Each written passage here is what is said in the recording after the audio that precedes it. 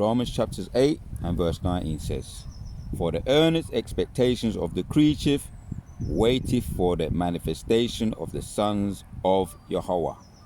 Right, so I want to give our praises to Yahweh by Hashem, Yahushua by Hashem, Harakah Kwadash, giving double honors to all the elders and the apostles of Great Millstone, and salutes to all 144,000 elect out there. Alright, coming back at you with another lesson. Abarab. Zah, it be edifying to the sincere out there. So we're going to get into some of this Romans chapters 8, because there is an eager expectation of the creature waiteth for the manifestations of the sons of God. So that word there, manifestation. Right, we're going to get into some of this Abarazah, the word manifestation in the blue letter right now while we're out here enjoying the somewhat, getting an eye salve on, somewhat good scenery in the background and somewhat fresh air. So the word here is manifestation, G602. Right, we're going to see if we can get some somewhat air in the lungs away from the concrete jungle for a period of time. So the word here, manifestation, in the online biblical usage says appearance, manifestation, appearance, laying bare, disclosure of truth, instruction. Right, the word there, manifestation. So that's right. That there is an eager expectation of the manifestation. Right, it's eager. Right, it talks about the creatures. Let's get back to the verse. Right, Romans 8 and 19 once again. For there is an earnest expectation or eager, right, expectation of the creatures. Right, the creatures, the Most High's creation, have an eager expectation of the manifestation. So the creature waited for the manifestation. So yeah, all the creatures are groaning. When you go in and you read on in Romans 8, the creatures is groaning. Right, they're sighing too. The creatures, the creation, you can hear them sometimes. Right, you can see them for sure. What you got to do is go and tap on Google when animals attack. Right, in the zoos and in the fairgrounds and the circuses, animals be frustrated in them unnatural surroundings. The zoos, animals be growling. Sometimes they outright attack their owners, right, in the zoo. And a lot of them are drugged up anyway in the zoos, so they're just not happy. So there is an eager expectation. The creatures be eagerly anticipating and waiting for the manifestations of the sons of God, which is the children of God. You got three different types of man. You got the sons of God, which we're talking about us right now, the sons of God. The sons of man, right, which are the Goyim nations, the heathen nations. Then you got the sons of the wicked, which are the E nations, the E's, the wicked, right? But so there is the eager expectations of the manifestations of the sons of God. So the animals can't wait, right? And we feel it for them. We feel for them, right? Because we were there. We had a big part in creating, right? The angels, the elect, or the angels, the Elohim, in creating the whole of the universe. Was given the blueprint. Yeah, the angels, the Elohim, was given the blueprint to form this creation. The animals, the birds, right? The sun, the moon, and the stars. We're going to get into some of that in Jeremiah 31. The oracles, the creation, right? So the Most High gave the Elohim, the angels, the blueprint to create all of what we're seeing right now, right? And we're only seeing a glimpse, right? Beneath the sea, above the firmaments in the heavens. You can read all about that in Genesis 1 and 2. So yes, we have where those men coming back, or those Elohim coming back, angels coming back in the flesh, in these human bodies, right? We had a part in all of that. So that's what the angels are waiting for us to get back to our normal selves once again. So we're going to break this down right here, right? Psalms 147, and let's read, as a matter of fact, let's hit another one. And if the Spirit has it, we can come back to Psalms 147. Psalms 147, Psalms 190, Psalms 190, Psalms 149 says, "For the Lord taketh pleasure in his people; he will beautify the meek." Right? He's gonna beautify his elect, man. Oh, and I was focusing on that word manifestation, or there's another word, manifest destiny. Right? Let's look up that word, and we can come back to Psalms 149. Manifest destiny in the Google, see what it says.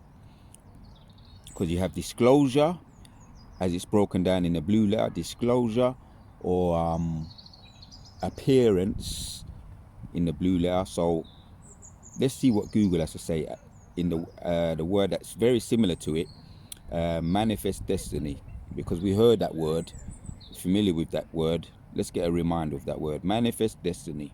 Today refers to the idea, often used critically, that the United States has a divine ordained right to expand its influence and power across the globe.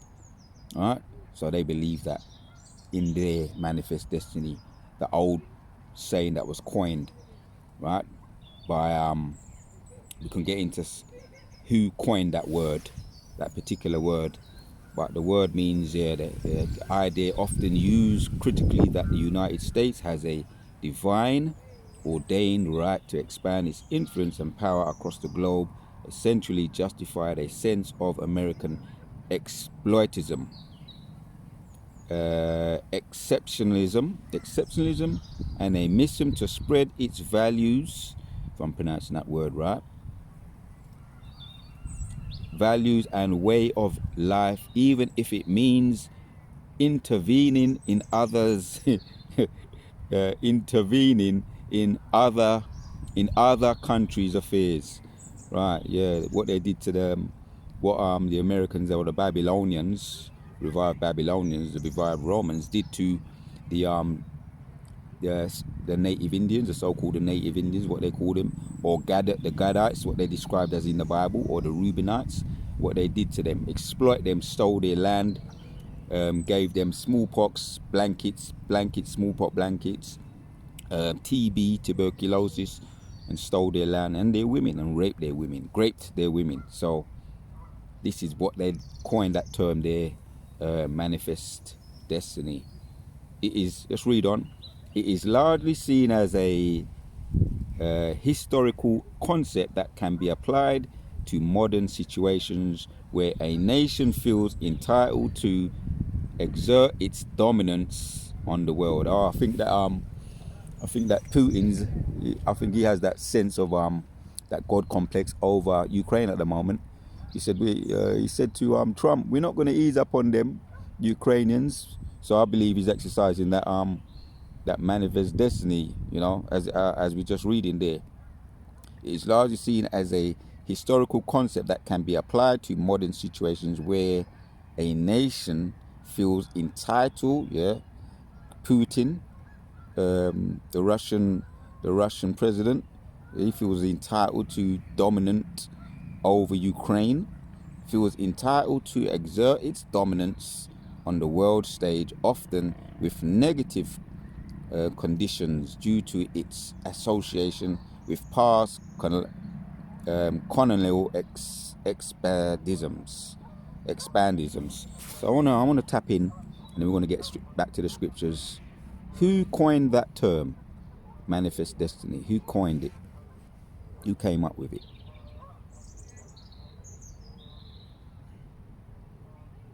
In way of reminder, if for those that know or don't remember, I'm gonna find out right now. Who coined that term? If it's gonna let me get there. Let's get to it once again.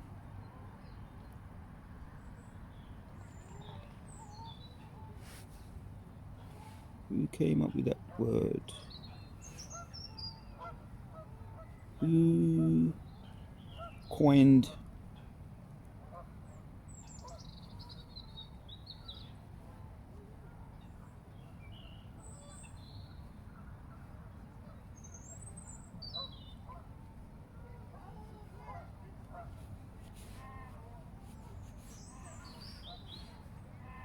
So who came up with that word? Oh, someone I'm not familiar with. John Lewis O'Sullivan, 1813 American editor who coined the phrase manifest destiny in 1845 to promote a exertion of Texas and acquisition of the Oregon Territory. So if you didn't know, now you know. John Lewis O'Sullivan in 1845, he coined that term. So it's a well used and overused manifest destiny, and exploited. So it's just another, you could say, a word that is used to exploit other nations to dominate over them. So let's get back to Psalms 149. So yes, man, we know what the prophecies say in 4 now of Psalms 149 says, "For the Lord taketh pleasure in his people; he will beautify the meek with salvation. Let the saints be joyful in glory; let them sing aloud upon their beds." Right? Why are we going to be singing loud upon our beds? It's something called manifest destiny, right? Or what goes around comes around, and it's going to be your turn. All you wicked, the E's and the Goyim nations, it's manifestation destiny, and that's what I'm going to entitle this video. What goes around comes around. It's your turn. Manifest destiny is your turn. Yeah, let the high praises of Yahweh be in their mouth and a two-edged sword in their hand. Right? What did that Christopher Columbus say? And another one too. Name escapes me right now. Didn't want to put down his sword for an hour. Or he couldn't put down his sword for an hour. He was using it. He was making use of it. Christopher Columbus and some others too, when they was overrunning the so-called native Indians' land and raping their women. So, right, what goes around comes around, right? Let the high praises of Yahweh be in their mouth and a two-edged sword in their hand. So, right, we're gonna be wielding our two-edged sword, man. Right? Not long now. That time is coming. Right? The title of the video yesterday with the sit down with the brothers, wait thee upon the Lord. The time is coming. Time is coming. Yeah, we're waiting upon the Lord. We ain't gonna be presumptuous about anything, right? Because the Most High don't make mistakes. His time is the best time. His time is the right time, right? So we're waiting that grand finale for the manifest destiny, right? To execute vengeance upon the heathen and punishment upon the people, right? That's the wicked, right? You got the 3 types of man, or creation, or types of man: the sons of God, which we're waiting for the manifestation, and the creatures are sons of God. Then you got the sons of man, that's the Goyim nations, right? The heathen nations, the Goyim nations. Then you got the sons of the wicked, that's the E's. So right, manifest destiny is awaiting for them to be grabbed up and shackled up and put back in the cotton fields where they belong. Manifest destiny, right? Obadiah, and then Obadiah 18. To blind their kings with chains, right? Let me let the scripture speak. It's speaking, right? Let me read 7 again. To execute vengeance upon the heathen and punishment upon the people, to bind their kings with chains and their nobles with fetters of iron, to execute upon them judgments written. This honor have all his saints. Praise ye Yahweh thy power. Right? That day is coming. People can give you funny looks all they want. What goes around comes around. Yeah, so that's going to be the title of this video, something to that effect. Yeah, that's going to be the title of this video, right? It's your turn. Manifest destiny, right? You can't escape it, right? You can't escape manifest destiny. It's the E's turn, right? That time is a coming. So we're going to end off with this one of my favorites. I usually bring this around this type of year. This one I usually bring it out around this time of year. Jeremiah 31 and 35 says, "Thus saith Yahweh thy power, which giveth the sun for the light by day, and the ordinance of the moon and of the stars for the light by night, which divideth the sea when the waves thereof roar. The Lord of hosts is his name. Right, man. So there's a challenge coming up. We're going to check it out. Let's read on. If those ordinances are, right, because we're waiting, all these ordinances, or you might say the creatures, are waiting for the manifestation of the sons of God. Right? If those ordinances depart from before me, saith Yahweh thy power, then the seed of Israel also shall cease from being a nation before me forever. Right? And yeah, they be trying to be getting rid of them. Right? All the creation of the Most High, the sun, the moon, and the stars. Right? Genesis chapters 1 and 2 goes into that. The firmaments, all the ozone layer, you know, outer space, the universe. They be trying to do all kinds of things, right? Some of it we know of, some of it, a lot of it we don't know of. Why they, hence why they have that Project Blue Beam going on up there, right? Which was signed by Reagan, right? He be backing it. All the presidents be backing that Project Blue Beam and all of that. There's another one just recently, something they recently just tried to put up in the which I can do a video on that, Lord willing. Send something up to space, and they don't know what's happened to it. This is one of the recent ones you've been hearing about that in the news recently. Reading on 37 says, "Thus saith Yahweh thy power, if heaven above can be measured." Right? Again, they be trying to measure all of that and blow things up too. I know you've heard about it, Akim out there, and Afwakim, right? Can be measured, and the foundation of the earth searched out beneath. I will also cast off all the seed of Israel for all that they have done, saith Yahweh. And they've tried it once again, and they failed miserably, because that was just a sarcastic challenge that was given from the Most High to these base man, which we know they couldn't never accomplish that, and it wasn't for them to accomplish that, because as the scriptures say, the seed of Israel shall be as abundant as the stars of the heaven and of the sands of the sea, which cannot be numbered. So they was never going to be able to accomplish that challenge. It was just in a way of making mockery of them. So once again, that's the point right there, right? That's the point. Let's read this one, and then we're going to end it off. Psalms 147, and let's read 3 to 6. It said, "He healeth the broken in heart, and bindeth up their wounds. He telleth the numbers of the stars." Once again, we're going to be like the numbers of the stars in the heaven, right? That cannot be numbered, right? Israel, Yahshua Allah, he's the Most High's people, the sons of God, right? Sons of God himself, right? He telleth the number of the stars, he calleth them all by their names. Great is our power, and great power is his understanding, is infinite, right? Just like his creation, infinite, cannot be numbered, cannot be measured, infinite. There's another word to get into as well, Lord willing. Right? The Lord lifteth up the meek, he casteth the wicked down to the ground, right? So that's that manifest destination, man. They're going to be cast down to the ground. How about you having a taste of your own medicine? How about that? All right? How about you sniffing up them blankets with TB, tuberculosis in them, and smallpox? How about you getting a taste of your own medicine? So the Most High is infinite, right?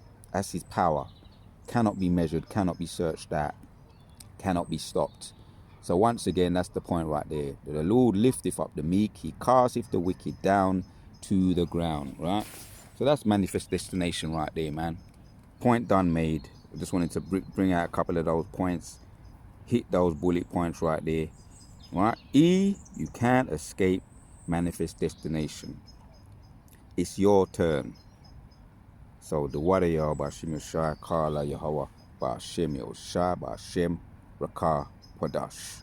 Until the next one, we out. It's your turn, manifest destiny. You cannot escape. Until the next one, Akim, we out.